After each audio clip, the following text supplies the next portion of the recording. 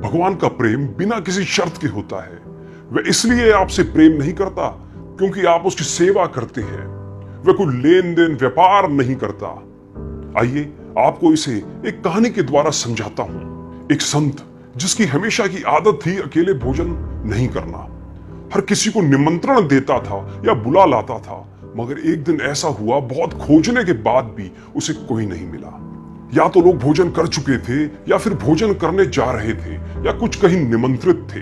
कोई राजी ही नहीं हुआ आने के लिए। और अकेले वह भोजन नहीं करता था क्योंकि उसका संकल्प लिया हुआ था कि जब भी भोजन करूंगा हमेशा किसी के साथ करूंगा। उसने सोचा आज भूखा ही रहना पड़ेगा। तभी द्वार पर एक बूढ़े आदमी ने दस्तक दी और उसने कहा, मैं बहुत भूखा हूं, क्या कुछ खाने को मिल सकता है? उसने कहा, मेरे धन्य भाग, आओ, मैं प्रतीक्षा ही कर रहा था। जरूर तुम्हें परमात्मा ने ही भेजा होगा, उसकी करुणा अपरंपार है। उसने मेहमान को बिठाया और थाली लगाई, भोजन परोसा और मेहमान भोजन शुरू करने ही जा रहा था कि उसने देखा कि इसने तो भगवान का नाम ही नहीं लिया। भोजन के पहले भगवान का नाम तो लेना ही चाहिए था, प्रार्थना तो करनी ही चाहिए।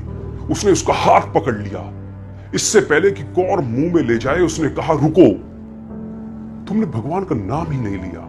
उस आदमी ने कहा, मैं भगवान आदि में कोई भरोसा नहीं करता, कोई ईश्वर नहीं है, तो मैं किसका नाम लूं? उस संत ने कहा, फिर भोजन ना कर सकोगे। और तभी अचानक भगवान की आवाज सुनाई पड़ी, अरे पागल, इस आदमी को मैं 70 साल से भोजन दे रहा हूं, इसने एक बार भी मेरा नाम नहीं लिया और तूने इसका बड़ा हुआ हाथ पकड़ लिया। पहले तो बेचारा ये भूखा बूढ़ा है और भोजन के लिए भी तूने शर्त बंदी कर दी, भोजन में भी तूने इससे शर्त लगा दी। प्रेम में तो कोई शर्त नहीं होती रे पगले, तुझे अनुग्रहित होना चाहिए कि इसने तेरा निमंत्रण स्वीकार किया। अनुग्रह तो दूर रहा, तू उस पर शर्त थोपने लगा। तुझसे तो ये बूढ़ा बेहतर है, ये भूखा रहने को राजी है लेकिन अपने असूल के खिलाफ जाने को राजी नहीं है। और जिसको मैं 70 साल से भोजन करा रहा हूं, तू उसे एक दिन भोजन नहीं करा सकता। फिर क्या था, फकीर उस बूढ़े के चरणों में गिर पड़ा, कहा, आप भोजन करें, मुझसे भूल हुई थी।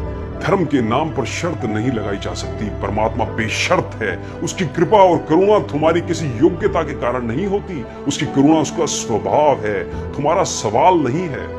गुलाब का फूल गुलाब की गंध देगा, जूही का फूल जूही की गंध देगा। वह परमात्मा इस बात की फिक्र नहीं करता कि पास से जो निकल रहा है वह इसके पात्र है या नहीं। सूरज निकलेगा तो रोशनी होगी ही, आस्तिक के लिए भी और नास्तिक के लिए भी, साधु के लिए भी और असाधु के लिए भी। ये सूरज का लक्षण है। परमात्मा कोई शर्त नहीं करता कि नास्तिक के लिए अंधेरा रहेगा और आस्तिक के लिए दिन हो जाएगा। दोस्तों, परमात्मा का प्रेम बेशर्त होता है, वह कोई शर्त या किसी वजह से नहीं देता। लेकिन हम सब ने इस बात को गलत मान रखा है। दोस्तों, अगर इस कहानी ने आपके दिल को छुआ हो तो हमारे पेज को लाइक, कमेंट और शेयर जरूर करें और हमारे YouTube चैनल को आज ही सब्सक्राइब करें। धन्यवाद।